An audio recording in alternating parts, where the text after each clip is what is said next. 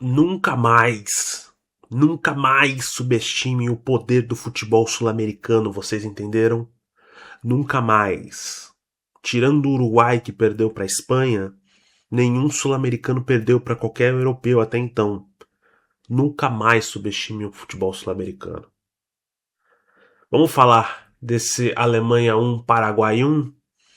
Eu separei o vídeo, né? Porque provavelmente eu publiquei a parte 1, então eu peço para vocês se inscreverem no canal, compartilhar esse vídeo. Meu nome é Felipe, vulgo FM, então me ajudem, tamo junto, cara. Cara, que jogo sensacional, cara. Que jogaço, mais um grande jogo dessa Copa do Mundo, mais um jogo gigantesco onde a gente tem duas seleções que jogam de maneiras totalmente diferentes, né? Um Paraguai bastante retrancado, a gente já viu isso na Copa do Mundo, um Paraguai que joga muito com suas linhas muito lá atrás, tem esse bloco baixo, mas sempre colocando jogadores de ponta, como por exemplo o próprio Almiron e o Galarza, muitas das vezes, para tentar fazer não só o primeiro combate, mas também fazer com esse jogo mais de transicional, né? Quando vai se defender, retranca-se bastante, fechando meio que um casco, né? Fazendo meio que um formato oval de defesa, se fechando completamente, não dando espaço, né? Um time muito que controla muito esse jogo na parte defensiva, joga muito sem bola, tá acostumado a não ficar muito com a posse de bola.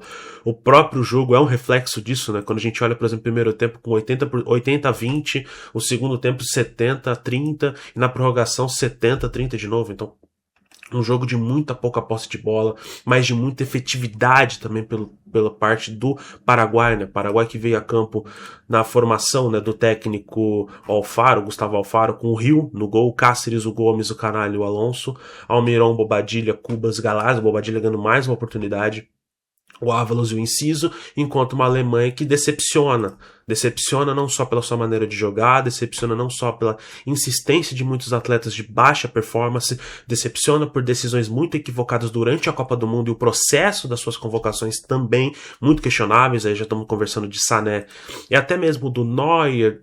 É difícil falar que o Neuer é uma questão questionável, até porque você tinha um goleiro que tecnicamente estava jogando bem, né? O Baumann vinha jogando bem, não tinha nada a desejar, mas obviamente você vai acabar escolhendo o Neuer em vez do Baumann.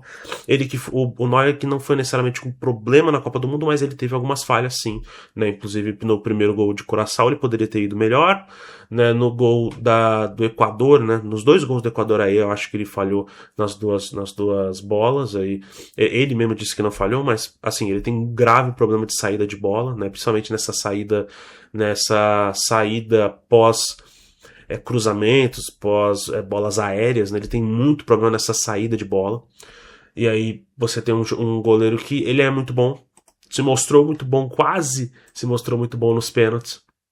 Mas, cara, que felicidade, que felicidade a ver. É nem tipo, é porque o Paraguai é fácil e tal. Não, gente, é porque é legal, cara. É legal demais ver uma seleção como o Paraguai, que tem jogadores aqui do nosso futebol brasileiro, tem o Pita, tem o Bobadilha, tem o Gustavo Gomes, o Alonso, né,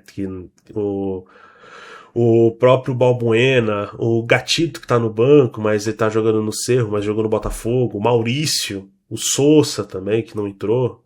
Jogadores que jogam aqui no futebol brasileiro e que fazem a diferença e que, cara, tem vontade, tem tesão de jogar, sabe? Você vê um Paraguai sem bola, muito bem fisicamente, trabalhando esse sem bola como nunca. E aí você tem o primeiro gol do Paraguai que sai nesse cruzamento, né? Sai numa jogada de escanteio, a bola acabou não conseguindo cruzar dentro da área, a bola sobra o Bobadilha faz essa interceptação de que possível um ataque da Alemanha, uma Alemanha muito forte, principalmente nessas bolas por baixo, né? Você vê um Wirtz jogando muito bem, o Kai Havertz conseguindo fazer o seu gol, mas pouco decisivo, né? Um Pavlovic, um Mecha pouco efetivos, assim, uma Alemanha que surpreende, acho que muito mais Curaçao do que propriamente as outras seleções, né? Vence a Costa do Marfim por conta das substituições, quando você coloca, você tira, você coloca, você deixa um Mecha, você coloca um Davi, o Amiri, você dá mais amplitude para a seleção alemã.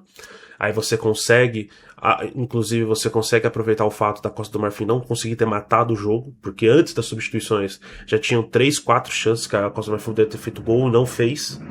E aí você tem o jogo contra o Equador, que foi um jogo ruim. Um jogo abaixo, um jogo de pouca intensidade. Mas uma Alemanha que hoje teve bastante intensidade, tentou bastante.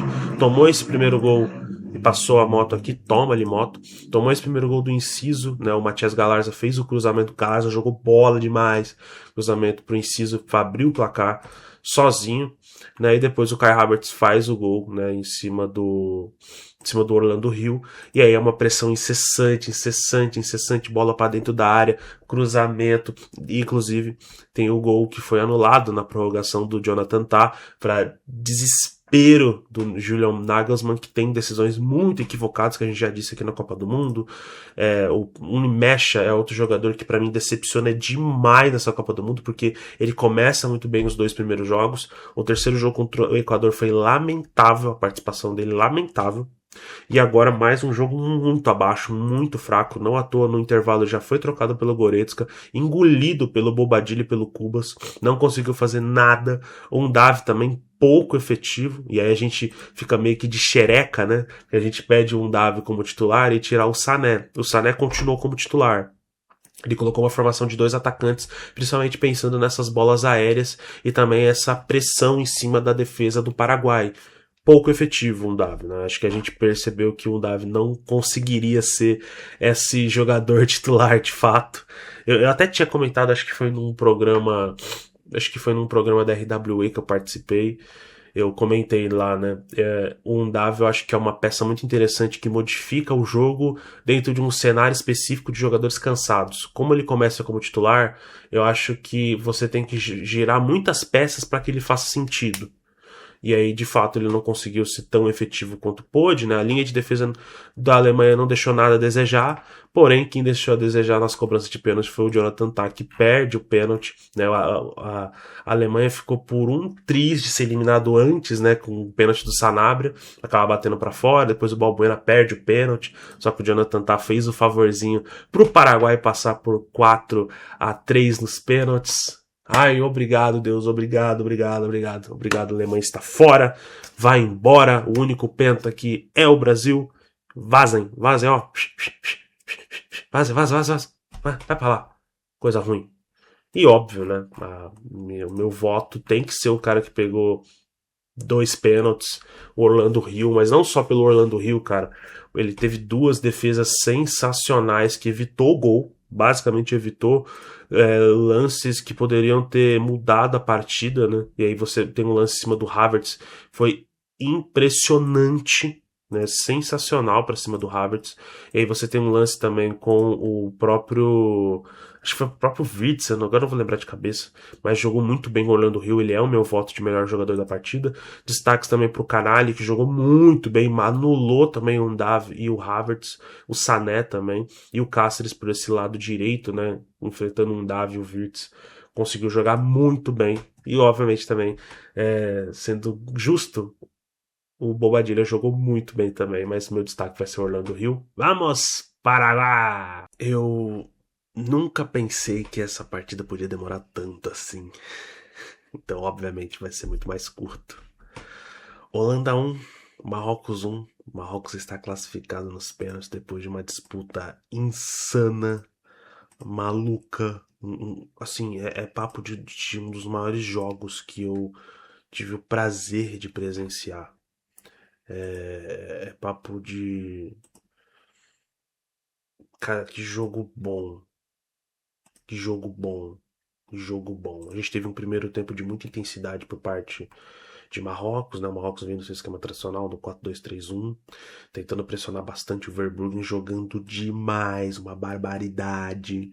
Primeiro tempo muito truncado, né? Porque enquanto a Holanda tentava sair, tirou o Rey Miners e colocou mais um ponta, né? Colocou o Somerville para atacar. E aí colocou o Ake e o Van de Ven para fazer uma linha de 4 assim, quando ele atacava, quando ele defendia. Você coloca o Somerville para tentar atacar esses pontos cegos de Marrocos, que é a transição ofensiva, principalmente nessas aberturas. E obviamente o Marrocos dominava o meio de campo, porque é o Elainau, o Onahai e o Boadi jogando uma barbaridade, demolindo qualquer jogada pelo meio. concentrando as jogadas e na bola aérea sendo muito efetivo. Aí a gente tem que destacar, para mim, o destaque da partida, por mais que seja eliminado, o Verbruggen só foi para os pênaltis por causa dele. Porque assim, na prorrogação também teve uma defesa absurda, colossal, papo de gênio, de futsal, cara a cara, defendeu com o joelho, depois com o cotovelo, é papo de maluco. Segundo tempo, aí depois tivemos algumas mudanças, né? A gente via uma Holanda que até tentou se defender um pouco mais, e na primeira investida o Weghorst deu o passe de cabeça pro Somerville, a bola acabou fazendo esse bate-rebate perto da área, e o gol do Gakpo. Gol bastante importante para ele, né? Ele vem passando por muitos problemas pessoais. E depois, depois de muito bater cabeça, né? A Holanda se trancando, jogando mal, tá? A Holanda jogando mal, mas com muita intensidade também para poder atacar nesse contra-ataque, né? A Holanda se fechando como se fosse uma seleção amadora. E aí você via Marrocos tentando atacar a todo momento, e aí conseguiu fazer o gol de cabeça nesse entrelinhas, né? O Diop conseguiu se desmarcar muito bem do Van Dijk e fazer o gol, e aí teve uma prorrogação, primeiro tempo de prorrogação absurdo, segundo tempo um pouco mais morno, e aí a gente viu essa disputa de pênaltis que, cara, o coitado do Verbruggen, né? Coitado do nada, vai se fuder também. Ah, não é como se ele tivesse pena da gente. Mas, pô, a bola passou debaixo dele. E aí ele foi tirar a perna no movimento automático, ele só bateu pra trás e gol.